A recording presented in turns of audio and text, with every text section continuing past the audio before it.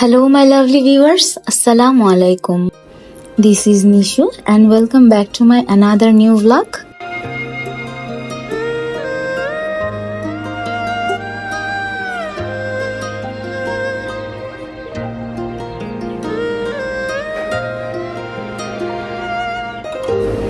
তো প্রতিদিনের মতো আজকের দিনটাও আমি কিন্তু আমার ছাদ বাগানে একটু সময় স্পেন্ড করে দেন অফিসের উদ্দেশ্যে বের হয়েছি। আর আজকে দেখুন রাস্তার কি অবস্থা।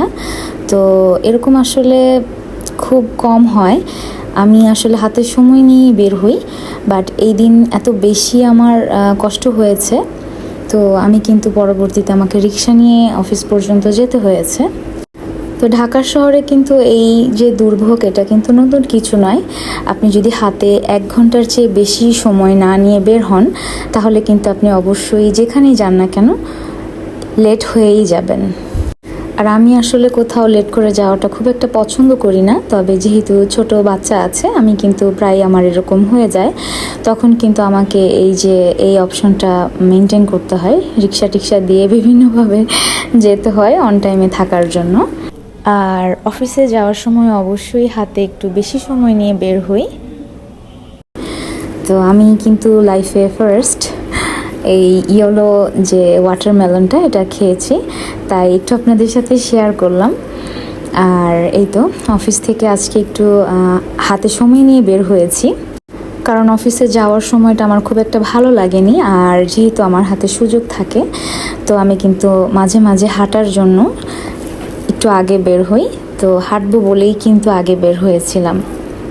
তো বাসায় এসে দেখি আমার হাজব্যান্ড এই সিজনের প্রথম কাঁঠাল নিয়ে এসেছে, জাতীয় ফল কাঁঠাল। তো ইদানিং কাঁঠাল দেখলে আমার কিন্তু আমাদের প্রধানমন্ত্রী শেখ হাসিনার একটা কথা মনে পড়ে, যে মাংসের পরিবর্তে কাঁঠাল খাওয়ার জন্য। তো যাই হোক, বেশি কিছু বললাম না, কারণ বললে আবার চাকরি থাকবে না আমার। তো এই তো কাঁঠাল দেখে তো ভালোই লেগেছিল, কিন্তু এটা কিন্তু আমি কি বলবো, হাতে কিন্তু ভালো মতো তেল দিয়ে, তারপরে আমার যে নাইফটা এটাতে ভালো মতো তেল দিয়ে, মানে যুদ্ধের ময়দানে নামার মতো আমি প্রস্তুতি নিয়ে তারপরে নেমেছি, এবং চেষ্টা করে যাচ্ছি খুব সুন্দরভাবে কাঁঠালটা খুলতে। কিন্তু কাঁঠালটা যেমন শক্ত ছিল, তেমনি আমার খুব অধৈর্যও লাগছিল। আমি বুঝতে পারছিলাম না যে আসলে এখন কি করব। তো ভাবছিলাম যেহেতু আমার পছন্দ, তা সে খুব একটা পছন্দ করে না, তাই আমাকেই করতে হবে। যাই হোক, এই যে আমি কিন্তু একটু কাঁঠালের চেহারা দেখতে পাচ্ছি। তো কাঁঠাল দেখে তো আমি খুবই ডিসঅ্যাপয়েন্টেড, যে এত প্রতীক্ষার পর, আমি আসলে এত যুদ্ধের পর এই কাঁঠাল পেলাম।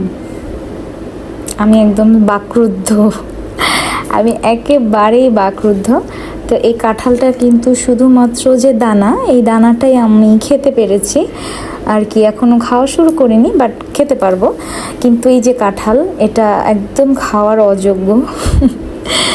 তবু আমি আর আমার মেয়ে কিছুটা কাঁঠাল খেয়েছি। আর যিনি এনেছেন তিনি তো মুখেই দেননি, তবে তাকে কিন্তু আমি একটা পানিশমেন্ট দিয়েছি। তো তার পানিশমেন্ট স্বরূপ হচ্ছে এই কাঁঠাল পুরোটা আমি তাকে দিয়ে খুলিয়েছি, এবং এর যে দানাগুলো সেগুলো তাকে দিয়েই সেপারেট করিয়েছি। একটু বলুন তো ঠিক করেছি কিনা, কমেন্ট করে জানাবেন কিন্তু আমি কাজটা ঠিক করেছি কিনা। তো যাই হোক, আমি কিন্তু এরপরও হাল ছাড়িনি। এই যে দেখতেই পাচ্ছেন, অনেকক্ষণ ধরে আমি চেষ্টা করেছি, হয়তো 1 পিস হলেও আমি পাবো খাওয়ার মতো, বাট আমার একটা পিসও ভালো লাগছিল না। প্রত্যেকটা পিসই এরকম উপর দিয়ে একদম আঁশের মতো। তো তারপর তাকেই দিয়ে দিয়েছি। তো রেগে মেগে আমি আসলে রান্না করতে চলে গিয়েছি। এই তো আমি রুই মাছ ভেজে নিয়েছি। এই মাছটা আমার কাছে রান্না করতে ইচ্ছে করেনি, তো ওইভাবে ভেজেই নিয়েছি। আর সাথে বেগুন ভর্তা করেছি, একটু পাট শাক ভাজি করেছি। আর আমার আম্মু একটু বেগুন আলু দিয়ে এই যে গুঁড়া মাছ আমাকে পাঠিয়েছে। তো ফ্রোজেন করা সিম দিয়ে আলু দিয়ে এটা চচ্চড়ি করে দিয়েছে, এটা আমার আম্মুর দেওয়া। তো যাই হোক, সন্ধ্যায় একটু নুডলস করেছিলাম, এটা 2-3 দিন আগের ফুটেজ। তো আশা করি আপনারা কেউ মাইন্ড করবেন না। আর এই তো আমি কিন্তু রাতে আমার জন্য সকালের যে ব্রেকফাস্ট সেটা আমি রেডি করে রাখছি। ইদানিং আমার একটু হেয়ার ফল হচ্ছে, তো এই জন্য আমি একটু চাচ্ছি যাতে আমার চুলটা একটু পুষ্টি পায় সেই ধরনের কিছু মানে ইনটেক করতে। তো সকালে আসলে তাড়াহুড়োতে সেভাবে কিন্তু আমার ব্রেকফাস্ট করা হয় না।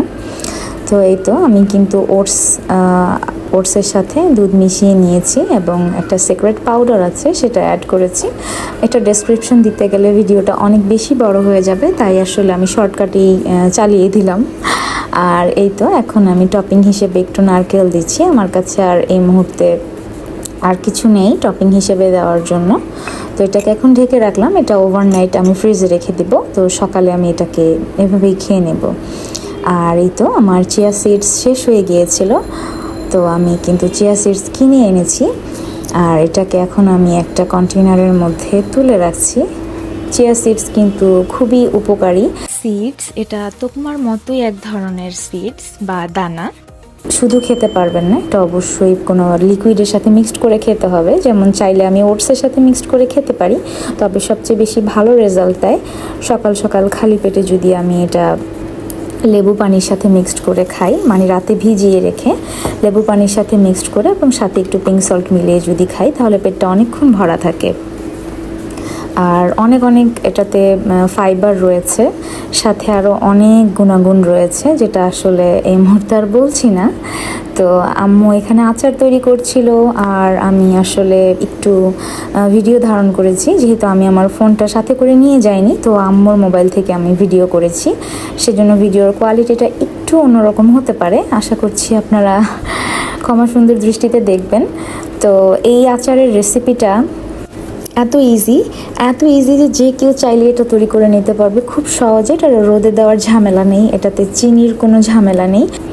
এই রেসিপিটা ডিটেলসে আপনাদের সাথে খুব শীঘ্রই আমি শেয়ার করব ইনশাআল্লাহ। তো এই তো আম্মুর কিন্তু আচার দেওয়া শেষ, এটা কিন্তু আম্মু জাস্ট হয়তো একটু কিছুদিন রোদে দিবে। তো বাসায় ফিরে দেখি কাঁঠালওয়ালা আমার জন্য তালের শ্বাস নিয়ে এসেছে এবং সেটা আমার জন্য ছিলেও রেখেছে। তো আজকের ভিডিওটা এই পর্যন্তই, সবাই ভালো থাকবেন, আল্লাহ হাফেজ, আসসালামু আলাইকুম।